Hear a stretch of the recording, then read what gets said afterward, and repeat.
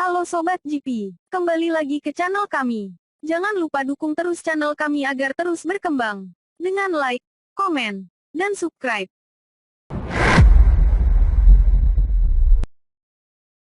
Bos KTM, Pete Beirer berujar, finish di posisi kedua melebihi ekspektasi. 8 hari sebelum balapan pertama digelar di Qatar, dengan cukup berhati-hati Direktur Motorsport KTM Pete Beirer mengatakan, alangkah baiknya jika Brad Binder dan Miguel Oliveira bisa bertarung di 10 besar.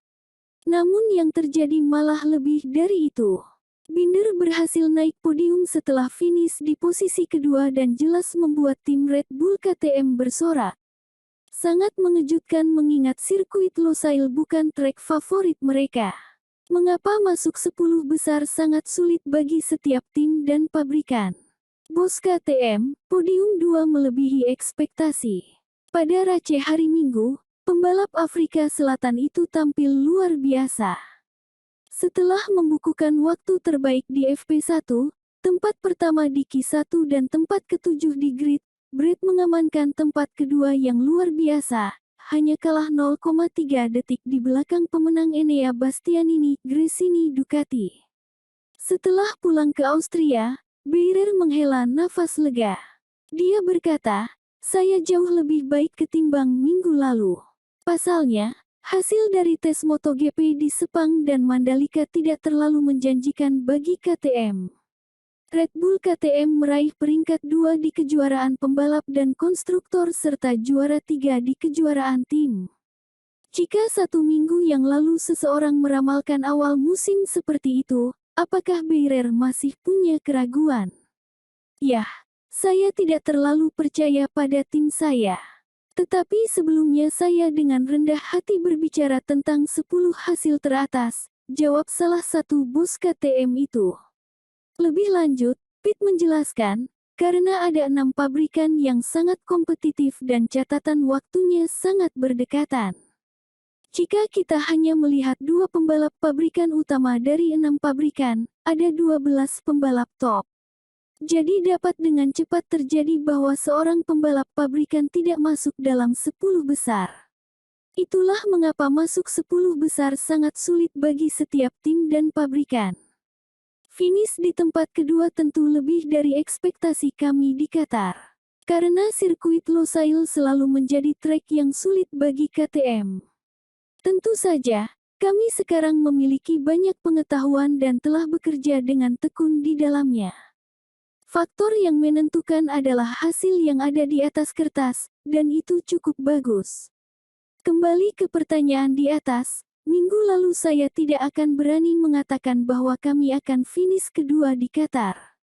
Saat Beirer ditanya, apakah dia berada di bawah tekanan karena perubahan personel, di mana Francisco Guidotti sebagai manajer tim baru dan di bidang teknologi sekarang dipimpin oleh mantan insinyur Ducati Fabiano Sterlacini yang menjabat sebagai kepala teknologi MotoGP KTM.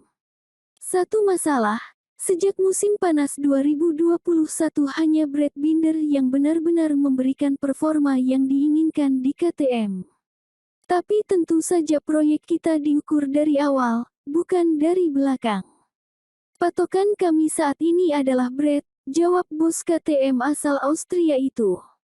Dengan panjang lebar, Beirer melanjutkan, tapi Miguel benar-benar menunjukkan penampilan yang kuat. Ada 3 momen penting, FP2, kemudian FP3 dan Q1 di mana kalah 0,1 detik untuk lolos ke Q2. Dengan catatan waktu yang panjang di Qatar, kita tidak bisa mengatakan bahwa 0,1 detik itu lebih buruk. Tapi dia melewatkan kesempatannya di Qatar dan sering start terlalu jauh dari belakang karena kualifikasi yang buruk. Sisanya seperti lingkaran setan. Miguel kemudian crash saat mencoba mengejar dari posisi 14 di grid. Tapi dia punya kecepatan yang bagus. Dia naik dari posisi 11 ke 10 dan kemudian menutup jarak 2 detik dengan Fabio Quartararo dalam 2 lap. Ada beberapa potensi di sana. Miguel punya kecepatan. Dia tahu persis bahwa dia harus bekerja lebih keras di kualifikasi.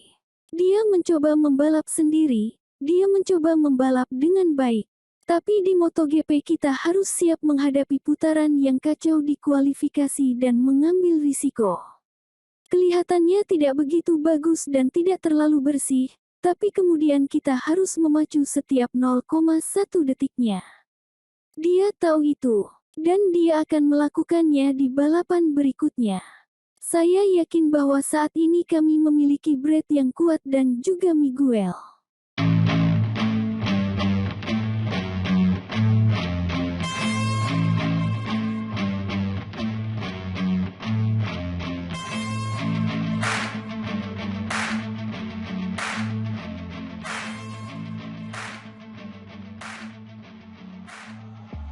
Halo Sobat GP, kembali lagi ke channel kami. Jangan lupa dukung terus channel kami agar terus berkembang. Dengan like, komen, dan subscribe.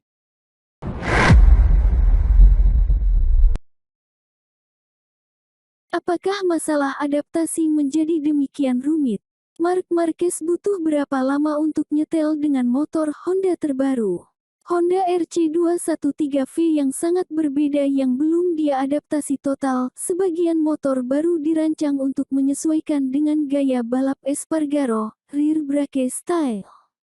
Honda menciptakan motor yang lebih netral. Masalah Marc yang tersisa dengan motor mungkin lebih sulit untuk menemukan solusi daripada memperbaiki kondisi fisiknya. Dengan penyembuhan cedera bahu, ada jalan yang jelas untuk diikuti, bahkan jika waktunya tidak pasti, tetapi dengan masalah motor saat ini, sejauh ini terbukti agak sulit karena Marquez dan timnya menemukan cara tidak hanya untuk membantunya beradaptasi dengan motor baru tetapi untuk menemukan jalan tengah yang memungkinkan dia untuk menyerang di tikungan dengan cara yang sama seperti cara yang lama, namun belum ada titik temu. Marc mengatakan, ada dua faktor, kepercayaan diri di bagian depan motor, front end, bukan yang terbaik saat ini dan saya berjuang untuk memahaminya.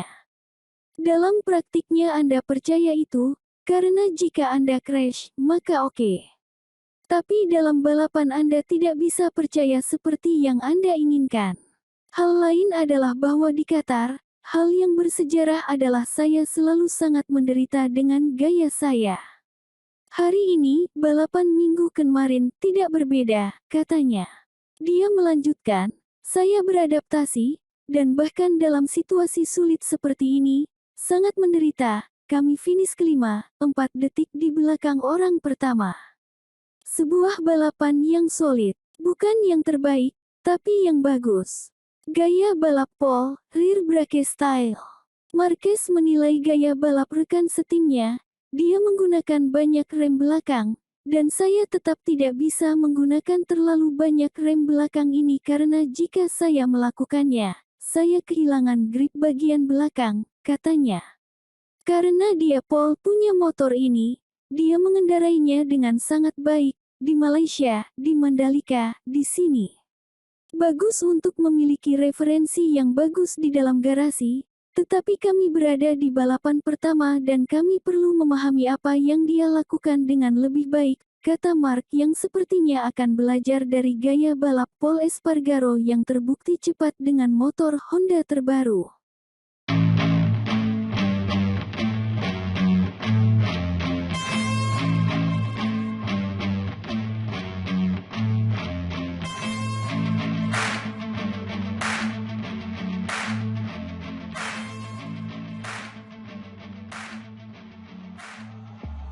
Halo Sobat GP, kembali lagi ke channel kami. Jangan lupa dukung terus channel kami agar terus berkembang. Dengan like, komen, dan subscribe.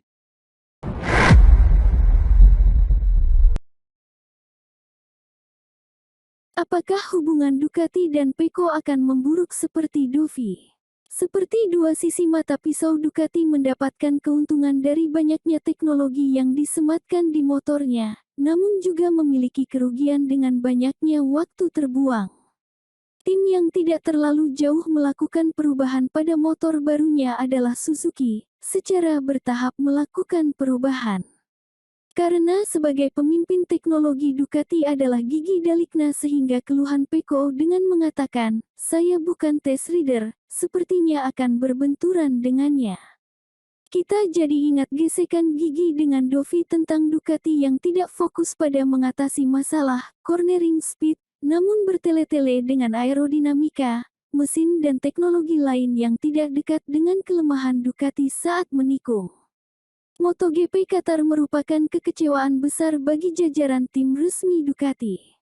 Mungkin Miller masih malu-malu, namun dengan memberi peringatan, "Kami tahu masalahnya. Kami tahu apa yang terjadi dan kami berharap itu tidak akan terjadi lagi," kata Miller. Pecco bahkan dengan jelas mengkritik tim teknis yang dipimpin oleh Gigi Dalikna. Davide Tardozzi berusaha mendinginkan suasana dengan mengakui kesalahan ada pada tim bukan pembalap. Fakta bahwa dua pembalapnya gagal finish membuktikan persiapan yang kurang matang.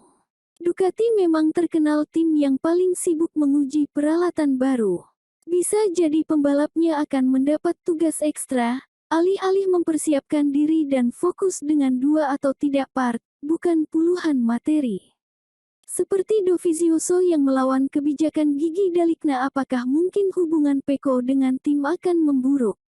Meskipun usia Pecco masih muda dan masih panjang perjalanannya. Namun untuk seri selanjutnya di Indonesia, pada tanggal 20 Maret performa Ducati perlu diperbaiki.